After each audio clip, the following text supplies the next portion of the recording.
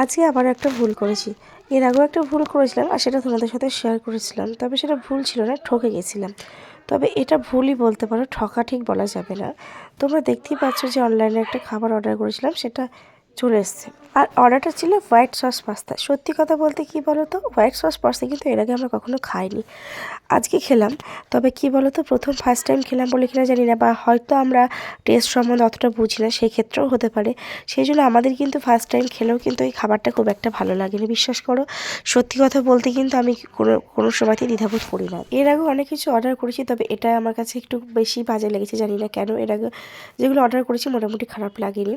তো যাই হোক, সম্পূর্ণ বলছি তো, খাওয়াটা সম্পূর্ণ নিজের আর টেস্টটা সম্পূর্ণ নিজের।